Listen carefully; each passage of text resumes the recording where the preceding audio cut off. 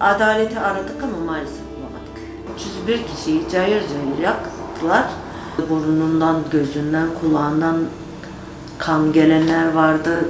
1 ay akıl hastanesinde tedavi gördüm. 1 ay. Bu mahkemeler bittikten sonra oldu ama. Hepsi çıktı, tahliye oldular, çıktı. Ben düşüne kafayı yedim. Kanser tedavisi gördüm ben eşim öldükten sonra. Hep öfkeli kalacağım. Biz seçmedik ki bunu. Biz mi seçtik? Biz istemedik böyle olsun. Daha dün gibi ama üzerinden koskoca 10 yıl geçti. Hatırlıyorsun değil mi o günü? 10 yıl önce bugün tüm kanallar, haber siteleri son dakika geçmişti. Hatırlıyorsun değil mi? Tek tek çıkarılan yaralıları, sedye üzerindeki cansız bedenleri, maden girişinde çaresiz bekleyen ana babaları, ağlayan eşleri, çocukları hatırlıyorsun değil mi? Tam 10 yıl önce bugün 301 ana baba evladını, bazıları anne karnında, 450 çocuk babasını, 250 kadın ise hayat arkadaşını toprağa verdi. Naciye abla da eşi Mustafa abiyi toprağa veren 250 kadından sadece birisi. O günü 10 yılda neler yaşadığını bir de ondan dinleyin. Bir hafta öncesi ben rüya gördüm. Bir hafta boyunca aynı rüyayı gördüm. Sıra sıra mezar kazıyorum ben. Sahte altınlar çıktı. Anneme de anlattım bunu. Annem dedi de hayır olsun falan. Ameliyat oldum bir de ben. Ameliyatlıydım. Şey yaptım, kontrole ameliyatlı olduğum için uyumuş kalmışım. O gün işe gönderemedim ben eşimi. Normalde gönderiyorum.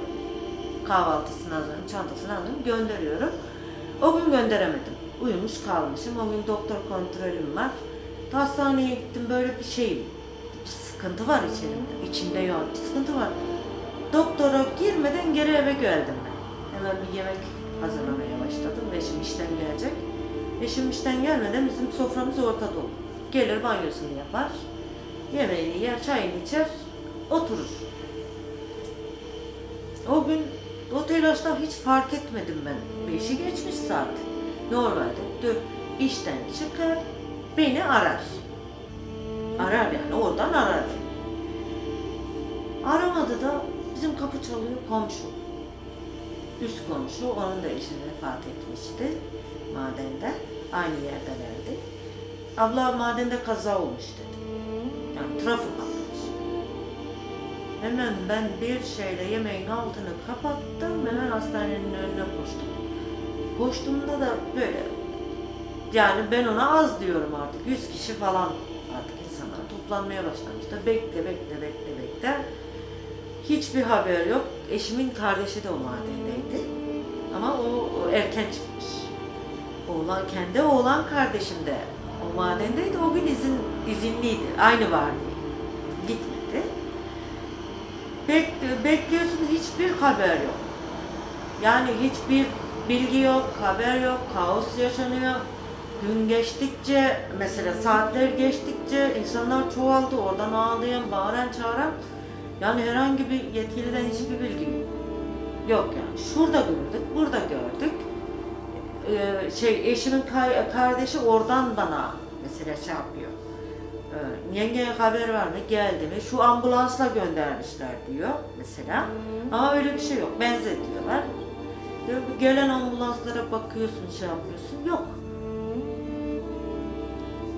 Yok yani. Madenin oraya gittik. Orada bayağı bir durduk ama duracak gibi değildi o maden. İçeride kalanlar, yani ölmesi normal. Çünkü benim buralarım daralmaya başladı dışarı. O kadar bir duman çıkıyor ki madenin kapısından, ağzından. Simsiyah duman. Orada dışarıdakileri bile etkileyebilecek şekilde. Yani oradaki insanların ciğerlerinin patlaması normal. Öyleydi. Biraz birkaç saat belki de daha fazla orada durdum ben. Ondan sonra şeye gittim. Dedi kardeşim, abla sen git kardeşim de oradaydı. Gitme hastanenin önüne, biz buradan bir şey olursa biz buradayız. Sen orada bekle en azından. Kendi ailem falan geldi. Onlarla beraber şeye gittik. Benim kardeşlerim de madende çalışıyor bu arada. Aydın Söke'de bir madende çalışıyordu. Biri burada çalışıyor. Abimin biri de madende vefat etti zaten eşimden önce. Sonunda madende bir arkadaşını gördüm eşimin. Şey dedi, Naciye abla dedi, ben bakayım dedi, ben dinlenmek için çıktım dedi. İçerilere bir gireyim bakayım bir daha tekrar gireyim senin için dedi. O sırada ben orada bayağı bekledikten sonra dönünce o arkadaşı buluyor benim eşimi. İçeriye giren arkadaşı buluyor. Ondan zaten orada vefat etmiş benim eşim ama yine biz bilmediğimiz için. Bir de ben oradan ayrıldım, eve gittim. Çarşıdaydı o zaman ev, hastane çarşıdaydı ya. Hemen yakında eve gittim. Biraz durdum. Sabah yine tekrardan gün ışığında tekrardan şeye gittim hastanelere. Orada biraz 2-3 saat yine durdum. Şey dedi, benim çalıştığım dükkanda usta vardı. Usta aradı beni. Onun da çok akrabaları vefat etmişti. Kızım dedi, şey söyleyeceğim. Ya yine de dedi siz bir şeye bakın. Soğuk hava deposuna. Olur ya. Yani orayı bir araştırın, bir soruşturun, her yeri araştırın dedi. İlla bir şey oldu diye bir şey yok. Ben çok düşündüm. Yani yakıştıramıyorsun ya. Şeye dedim artık. Oğlan kardeşime dedim. Ya her şey bizim için bir şey olmamıştır ama kendime şey yapamıyorum. Bir de oraya gidelim bakalım. Arabaya bindik gittik. Arabadan indik biz ama soy ismini yanlış yazmışlardı benim eşim. Mustafa Kaya değil de Mustafa Topçu diye yazmışlardı. Soy ismini Mustafa Topçu Mersinli dedi. Yaptım. Mersinli deyince eşimin kardeşi de yenge bir bakalım falan. Dedim Mustafa Topçu diye dedim. Değil Mersinli bir tane biz miyiz burada falan. Hayır dedim bakmayalım. Kendi kendime diyorum bakmayalım. Çünkü o olayla da yüzleşeceksin şimdi oraya gidince. Bakmayalım dedim. Yok dedi yenge gidelim bakalım. Beraber yaptık. Gittik. O kadar çok bir kargaşa vardı ki. Artık yakınlarını bulanlar orada vefat etmiş insanlar. Zaten her yer karman çormandı. Çok acı bir o şeydi. Yaptık. Soğuk hava deposuna girdik biz. Soğuk hava deposuna gittik hep çoğunu cenaze torba şeyine koymuşlardı. Artık bilmiyorsun ki nerede. Bakın. Böyle bir şeydi. Bakın. Açıyorsun, bakıyorsun. Yalanlar çok, burnundan, gözünden, kulağından kan gelenler vardı. Sonunda üst komşumu gördük biz. Alt üstüydük biz, onu gördük. Hiç ayrılmıyorlardı ama eşimle. Çok severlerdi birbirlerini, Allah rahmet eylesin. Onu kapattık. Ben sakinleştirici yediğim için o zaman çok şeydi. Hemen diğerini açtık. Bir anda çelişkide kaldım. Eşimin kardeşi de var. Çelişkide kaldık çünkü şiştiği için. Biraz da kiloluydu, şişmiş. Burnu, kömür karası olduğu için burnundan, ağzından, kulaklarından, gözlerinden kan gelmişti. Sonra tanıdık ya.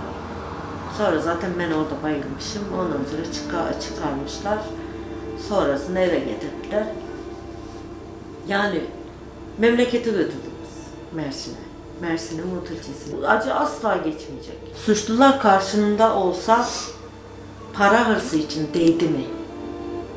Paranıza para katmak için o kadar çocuğu, o kadar anneyi babayı, o kadar eşi eşsiz bırakmaya, babasız bırakmaya, evlatsız bırakmaya yani değdi mi derdim. Bazen delirecek gibi oluyorum. Onlar orada ne yaşadı kimse bilmiyor. Nasıl öldüler? Nefes alamıyorsun. Nefessiz gittiler. Çoğu yandı zaten. Yanan yandı. Kalan kaldı. Çok zor yani gerçekten çok zor. Ben mesela bir ay akıl hastanesinde tedavi gördüm. Bir ay. Hiç doğru düzgün hele hastanede yattığımda bir haftasını falan hatırlamıyorum. Bu mahkemeler bittikten sonra oldu ama. Hepsi çıktı, tahliye olurlar, çıktı. Ben düşüne kafayı yedim. Hatırlamıyorum, inanın ki hatırlamıyorum. Bir ay kaldım Manisa'da, hastanede. Rabbim oraya kimseyi düşürmesin zaten. Çok kötü gerçekten. Yani sonradan toparlanmaya çalıştım çünkü 2 tane çocuğum var. Onlar için de ayakta durmak zorundayım. Kanser tedavisi gördüm ben eşim öldükten sonra, rahim kanseri. 2 sene, 3 sene. 10 yılda biz ne yaşadık kimse bilmiyor. Kolay değil. Yani hem o acıyla başa çıkmaya çalışıyorsun, hem çocukları büyütmeye çalışıyorsun. Hem annesin hem babasın. Evleri aldılar, paraları aldılar. Daha neye uğraşıyorlar? Ama bizim derdimiz o değil ki. Biz aç değildik, açıkta değildik. Kimseye muhtaç değildik. Herkes için öyle. Herkes çalışıyordu, ekmeğini bir şekilde kazanıyordu. Az veya çok. Kimseye muhtaç olmadan. Ben kendim çalışıyordum dönercide. O gün parası 20 lira alıyordum. Eşim de madende çalışıyordu. Bir şekilde döndürüyorduk. Kirada oturuyorduk.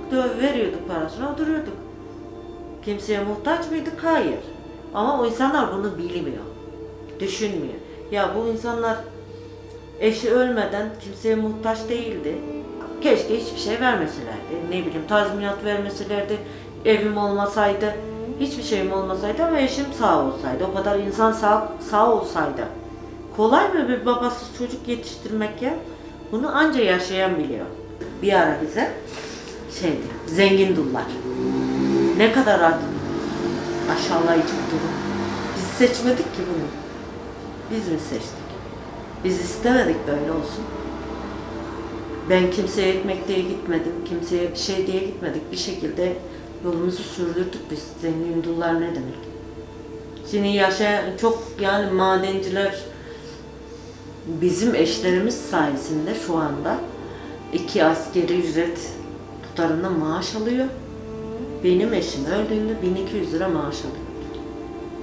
Bana bağladıkları şu anda 9 milyar 100 milyon. Demek ki zam yapabiliyorlarmış. Onlara da yapsaydı, insancı onlar da yaşasaydı. Şimdi hala bazen konu geçtiği zaman hala karşımıza geçip konuşan insanlar var. Siz tazminat aldınız. Siz yaşıyorsunuz.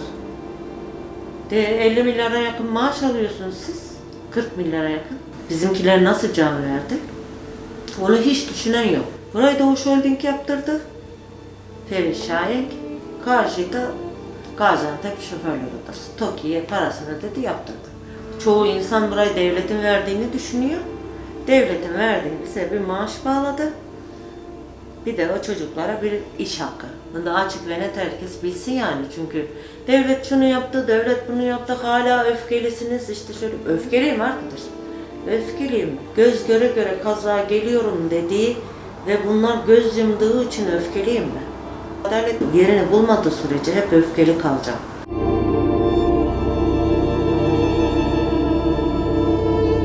Bir can gitmiş ya. Çoğu yanarak ölmüş. Neden bu adaletsizlik?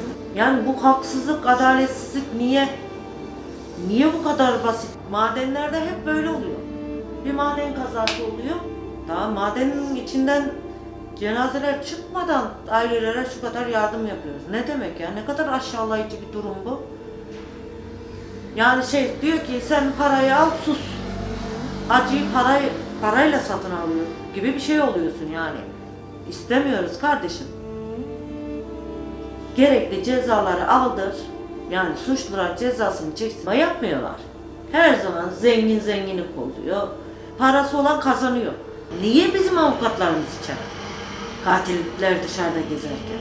Bizi savundukları için içeride onlar. Biliyoruz biz bunu. Bilmeyecek kadar da aptal değiliz yani. 10 yıldır ben de bir şeyin değiştiğini düşünmüyorum. Adaleti aradık ama maalesef bulamadık. Yani boşu boşuna 301 kişiyi cayır cayır yaktılar ama adalet de yok. Bulamadık yani. Ama böyle olmamalı. Gerçek suçlular cezasını çektiği zaman, cezalarını çektikleri zaman ben o zaman bir şeylerin değiştiğine inanacağım. İnsanlar tabii ki olarak da parti şeyi değil ama insanlar da artık bir şeylere inanmaya başladı. Adaletsizlik var, açlık var, yoksulluk var. Şimdi insanların kafası değişmeye başladı ama benim için geç oldu. İnşallah değişir, adalet yerini bulur.